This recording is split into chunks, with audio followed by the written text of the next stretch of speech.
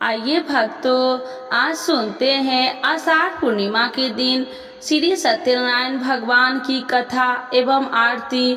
तो एक बार बोलिए प्रेम से विष्णु भगवान की जय, लक्ष्मी माता की जय। यह कथा सुनने से दुख शोक आदि को दूर करने वाला है, धन्य धान्य को बढ़ाने वाला, सौभाग्य तथा संतान को देने वाला है। प्रथम अध्याय। एक समय की बात है, नैषिरण्य तीर्थ में शौनकादि 88,000 ऋषियों ने श्री सूत जी से पूछा, हे प्रभु, इस कलयुग में वेद विद्या रहित मनुष्य को प्रभु भक्ति किस प्रकार मिल सकती है तथा उनका उद्धार कैसे होगा।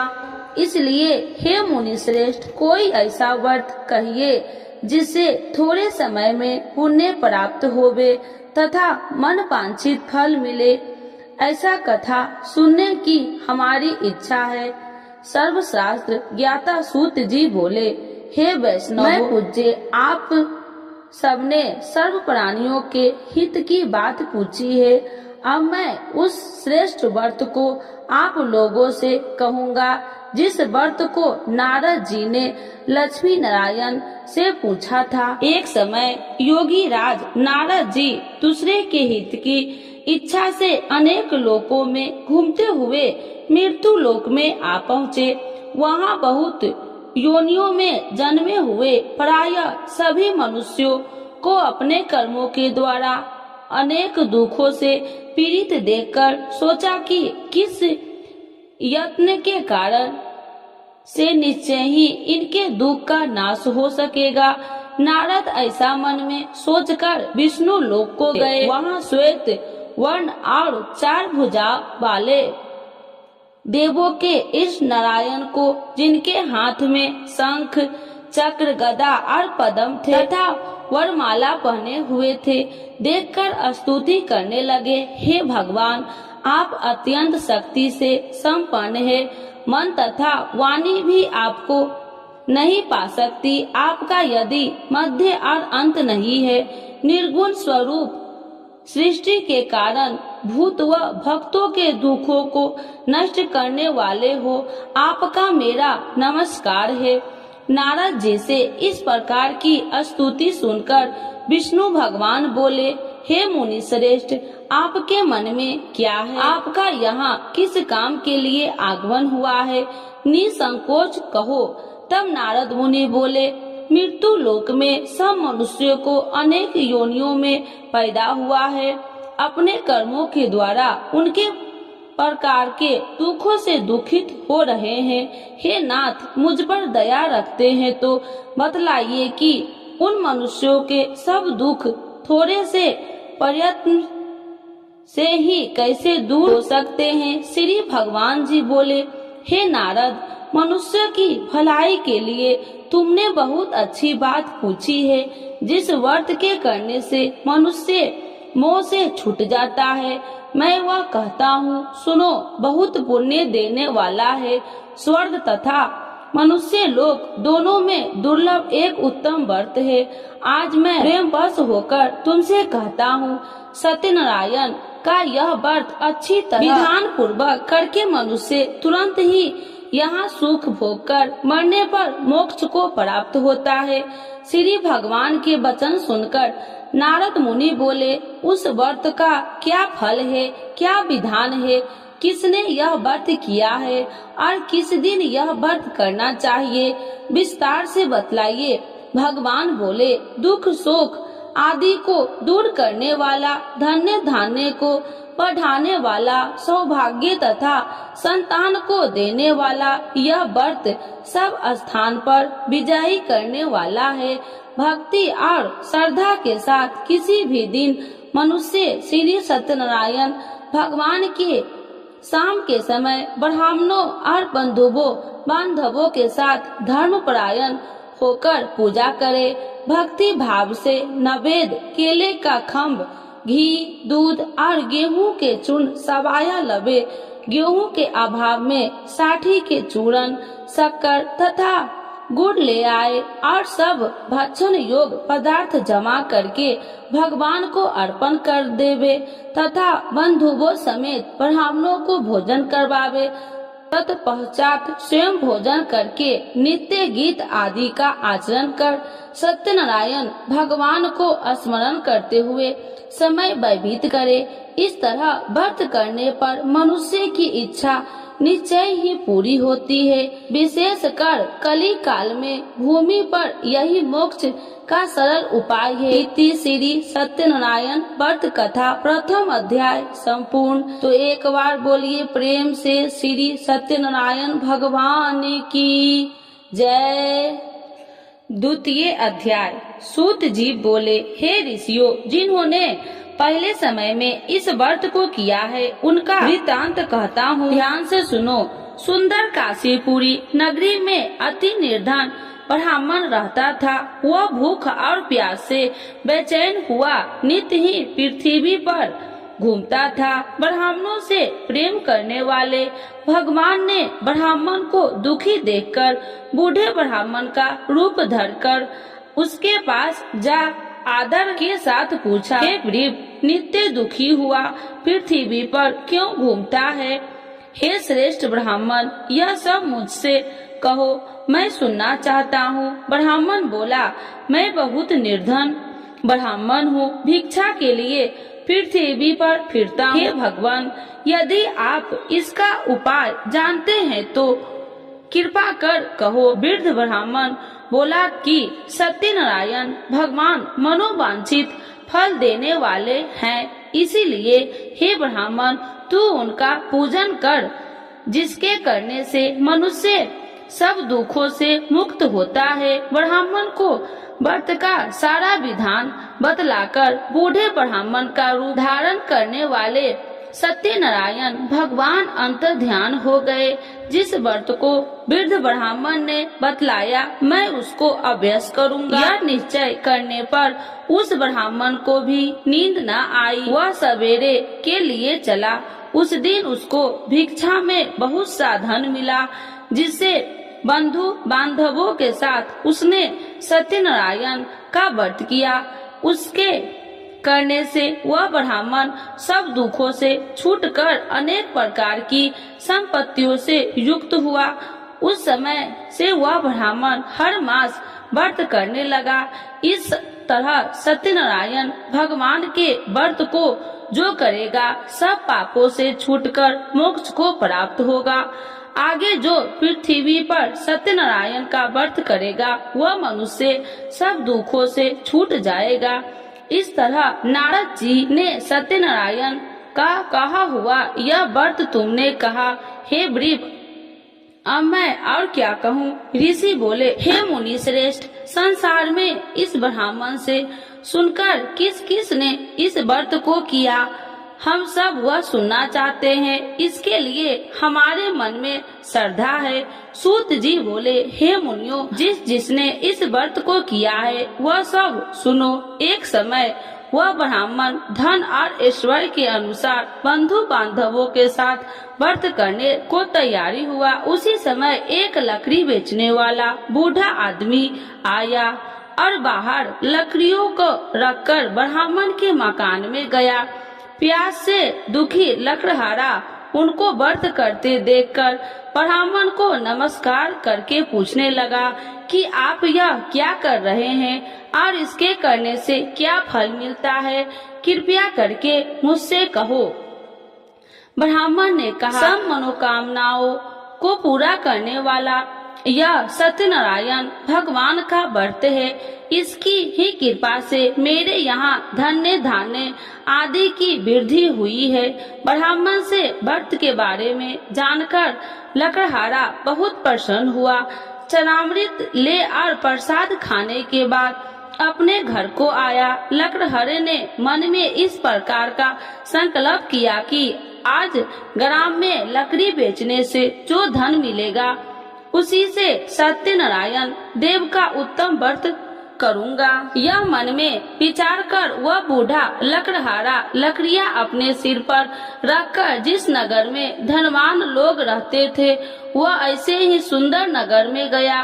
उस दिन वहाँ पर बूढ़े को उन लकड़ियों का दाम पहले दिनों से 100 गुना मिला। तब वह बूढ़ा लकड़हारा दाम ले और अति प्रसन्न होकर पक्के केले की फली, शक्कर, घी, दूध, दही और गेहूं का चूर्ण इत्यादि सत्यनारायण भगवान के व्रत को कुल सामग्रियों को लेकर अपने घर गया।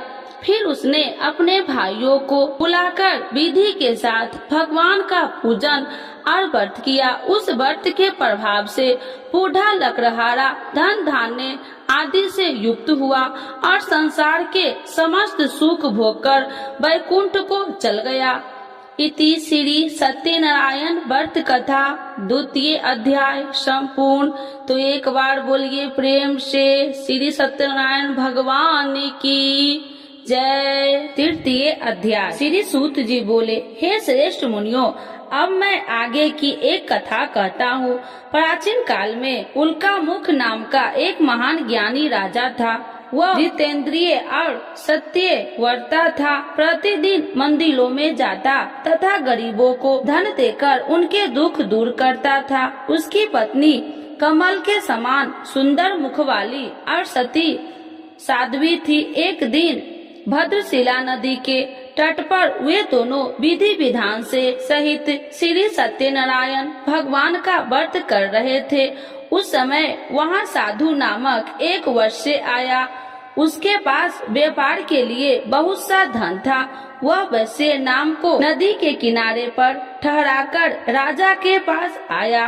राजा को व्रत करते हुए देखकर उसने विनय पूर्वक पूछा, हे राजन, यह आप क्या कर रहे हैं? मेरी सुनने की इच्छा है, कृपया आप यह मुझे भी समझाइए। महाराज उल्कामुख ने कहा, हे साधु वैश्य, मैं अपने बंधु बांधवों के साथ पुत्र की प्राप्ति के लिए श्री सत्यनारायण भगवान का व्रत व पूजन कर रहा हूँ। राजा के वचन सुनकर साधु नामक वैश्य ने आदर से कहा, हे राजन, मुझे भी इसका संपूर्ण विधि विधान बतलाइए। मैं भी आपके कहे अनुसार इस व्रत को करूँगा। मेरी भी कोई संतान नहीं है। मुझे विश्वास है कि इस उत्तम व्रत को करने से अवश्य ही मुझे भी संतान होगी। राजा से व्रत के सब विधान सुन व्यापार से निवृत्त हो वह वैसे सुख पूर्वक अपने घर आया। उसने अपनी पत्नी को संतान देने वाले उस व्रत के विषय में सुनाया और प्रण किया कि जब मेरे संतान होगी तब मैं इस व्रत को करूँगा। वैश्य ने यह वचन अपनी पत्नी लीलावती से भी कहे। एक दिन उसकी पत्नी लीलावती श्री सत्यनारायण भगवान की कृपा से गर्भवती हो गई।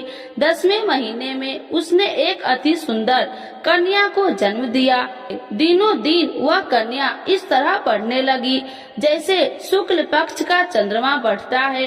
कन्या का नाम उन्होंने कलावती रखा। तब लीलावती ने मीठे शब्द में अपने पति को याद दिलाया कि आपने जो भगवान का व्रत करने का संकल्प किया था, अब आप उसे पूरा कीजिए। साधु वैश्य ने कहा, हे प्रिय, मैं कलावती के विवाह पर इस व्रत को करूँगा। इस प्रकार अपनी पत्नी को विश्वास दे वह व्यापार करने विदेश चला गया।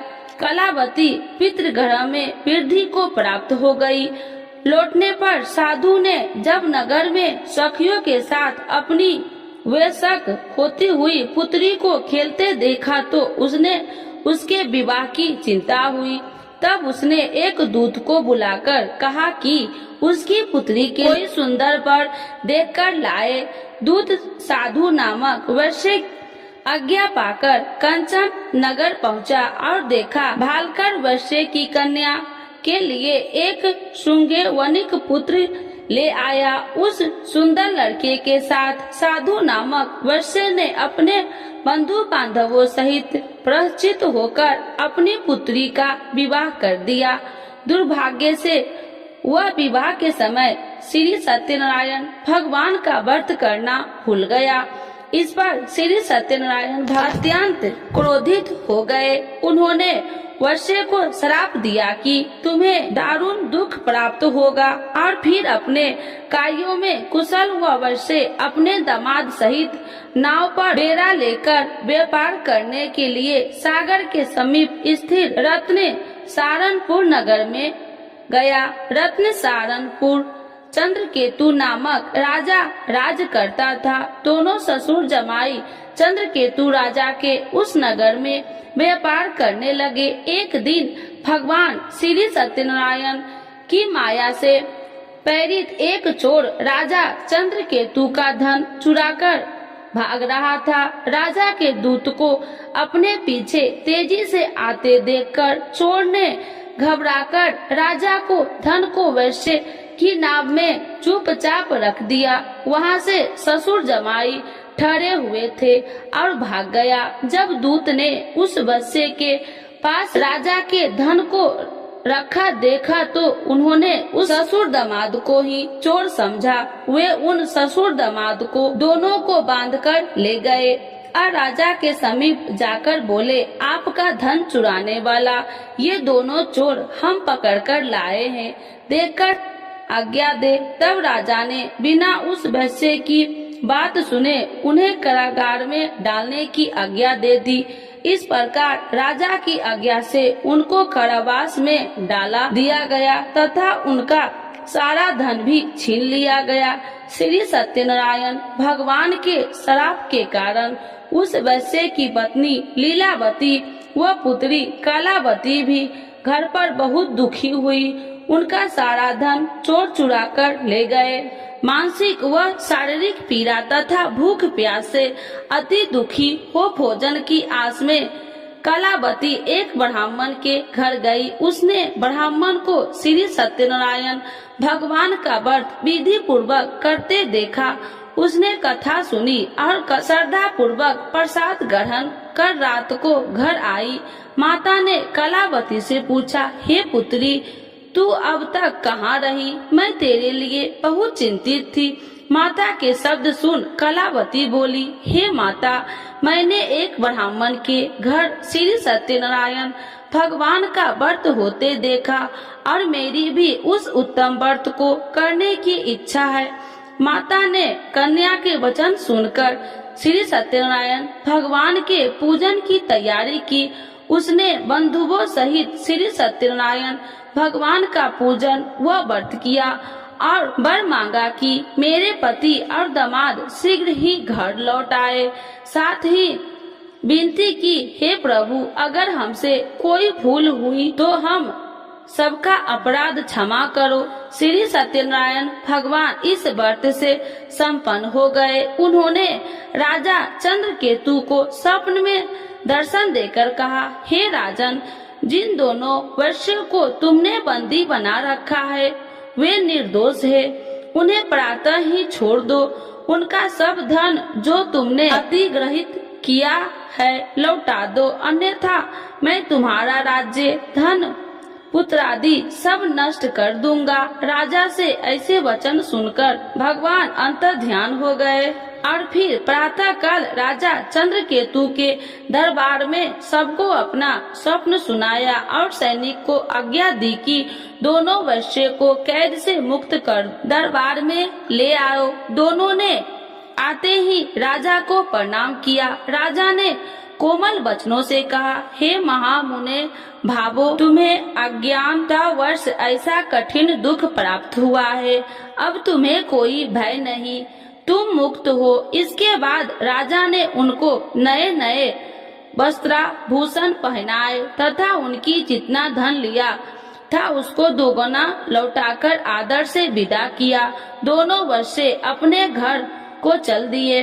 इति श्री सत्यनारायण व्रत कथा तृतीय अध्याय संपूर्ण। तो एक बार बोलिए प्रेम से विष्णु भगवान की जय। चतुर्थ अध्याय। सूत जी ने आगे कहा, वैश्य ने यात्रा आरंभ की और अपने नगर को चला। अनेक थोड़ी दूर आगे बढ़ने पर दंडी वेशधारी श्री सत्यनारायण भगवान ने उसकी परीक्षा लेने हेतु उससे पूछा, हे वैश्य, तेरी नाव में क्या है? अभिमान वणिक हंसता हुआ बोला, हे दंडी, आप क्यों पूछते हैं? क्या धन लेने की कामना है? मेरी नाव में तो बेल के पत्ते भरे हैं। वैश्य ने ऐसे वचन सुनकर दंडी वेशधारी श्री सत्यनारायण भगवान बोले, तुम्हारा वचन सत्य हो। ऐसा कहकर वे वहाँ से चले गए और कुछ दूर जाकर समुद्र के तट पर बैठ गए। दंडी महाराज के जाने के पश्चात वैश्य ने नित्य क्रियाओं से निपुण होने के बाद नाव को ऊंची उठी देखकर अचंभा किया तथा नाव में बेल के पत्ते आदि देखकर मूर्छित हो जमीन पर गिर पड़ा। मूर्छित खुलने पर अति शोक करने लगा। अब उसके दामाद ने कहा, आप शोक न करे, यह दंडी महाराज का श्राप है, अतः हमें उनकी शरण में ही चलना चाहिए, वही हमारे दुखों का अंत करेंगे।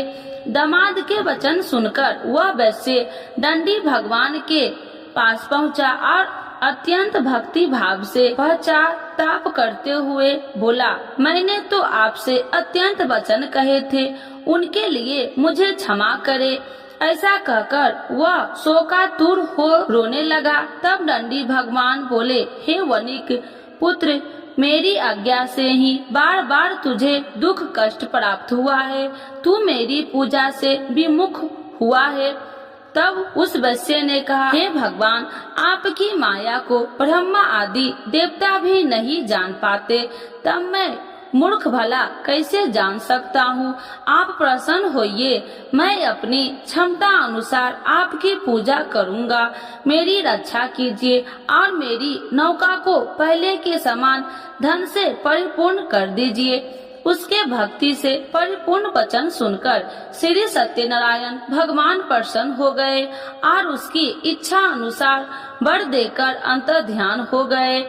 तब ससुर व दामाद दोनों ने नाव पर आकर देखा कि नाव धन से परिपूर्ण है। फिर वह विधि विधान से भगवान सत्यनारायण का पूजन कर साथियों सहित अपने नगर को चला।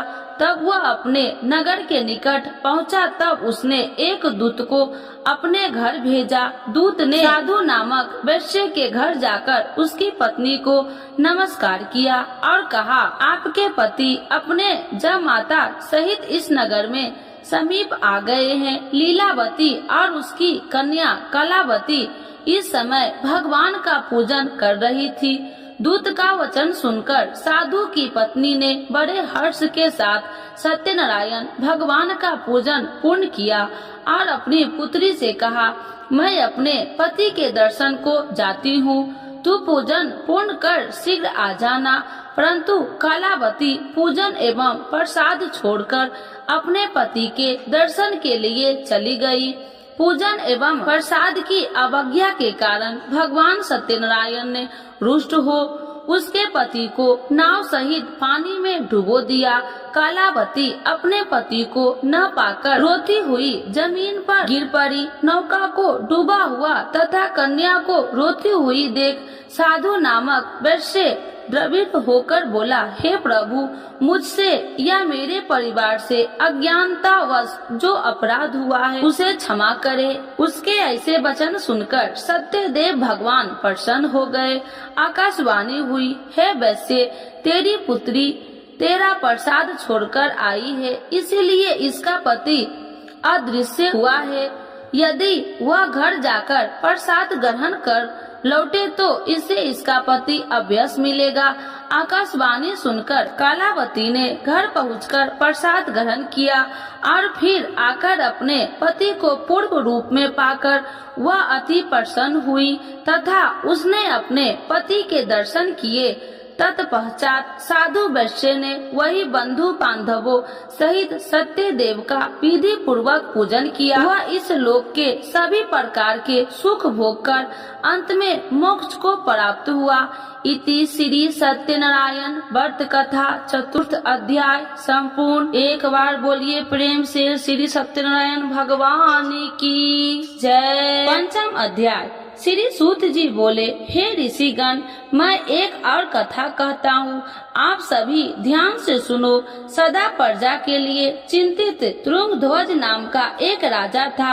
उसने भगवान सत्यनारायण का प्रसाद त्याग कर बहुत कष्ट पाया। एक समय राजा वन में अन्य पशुओं को मारकर बर के वृक्ष के नीचे आया। वहाँ उसने ग्वालों को भक्ति भाव से बंधु बांधवों सहित श्री सत्यनारायण जी की पूजन करते देखा, परंतु राजा देखकर भी अभिमान के कारण न तो वहाँ गया और न ही सत्यदेव भगवान को नमस्कार ही किया। जब ग्वालों ने भगवान का प्रसाद उसके सामने रखा तो वह प्रसाद छोड़कर अपने नगर को चला गया। नगर में पहुंचकर उसने देखा कि उसका सारा राज्य नष्ट हो गया। वह समझ गया कि यह सब भगवान सत्यदेव ने रुष्ट होकर किया है।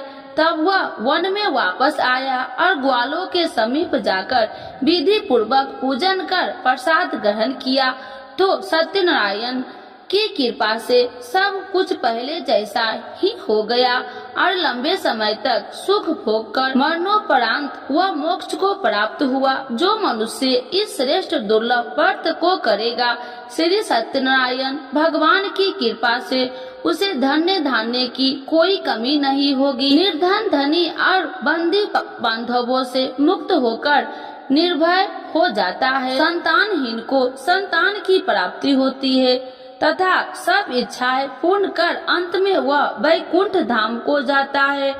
अब उनके बारे में भी जानिए जिन्होंने पहले इस व्रत को किया है। अब उनके दूसरे जन्म की कथा भी सुनिए। सतानंद नामक वृद्ध ब्राह्मण ने सुदामा के रूप में जन्म लेकर श्री कृष्ण की भक्ति एवं सेवा कर वैकुंठ प्राप्त किया। उल्का मुख नामक महाराज राजा दशरथ बने और श्री रघुनाथ का पूजन कर मोक्ष को प्राप्त हुए।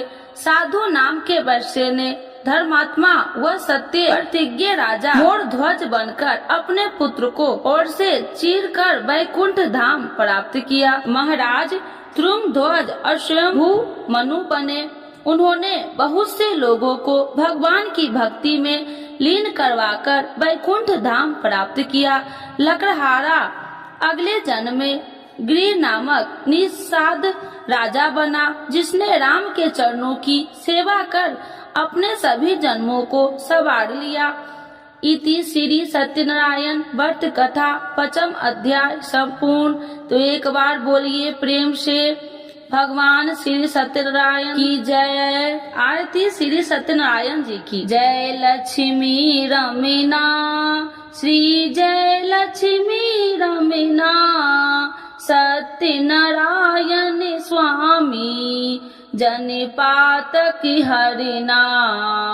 जय लक्ष्मी रमीना रत्न जड़ित सिंहासन अद्भुत छवि राजे स्वामी अद्भुत छवि राजे।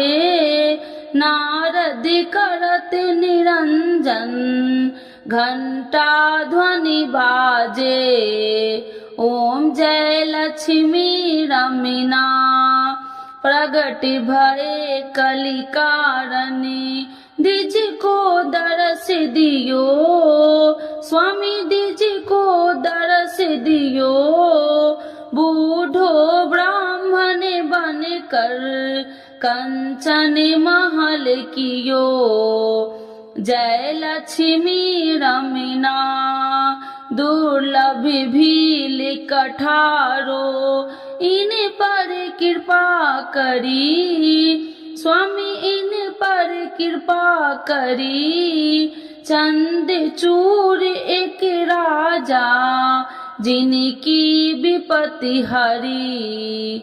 जय लक्ष्मी रमीना वैश्य मनोरथ पायो सरदा तज दिन्नी स्वामी सरदा तज दिन्नी।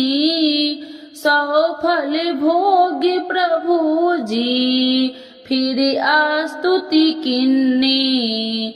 ओम जय लक्ष्मी रमीना भाव भक्ति के कारण छिन छिन रूप धरियो स्वामी छिन छिन रूप धरियो सरिधा धारण किन्ही सरिधा धारण किन्ही तिनको काज सयो ओम जय लक्ष्मी रमना ग्वाल बाल संग राजा मन में भक्ति करी स्वामी बन में भक्ति करी मन वांछित फल दिन्हो दीन दयाल हरि जय लक्ष्मी रमना चढ़त प्रसाद सबाय कदली फल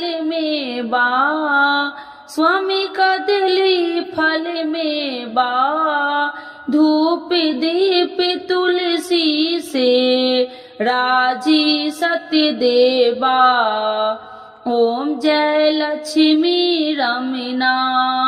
श्री सत्यनारायण जी की आरती जो कोई नर गावे स्वामी जो कोई नर गावे कहत शिवानंद स्वामी मन वांछित फल पावे जय लक्ष्मी रमना स्वामी जय लक्ष्मी रमना। श्री सत्यनारायण भगवान की जय विष्णु भगवान की जय सर्व देवी देवताओं की जय।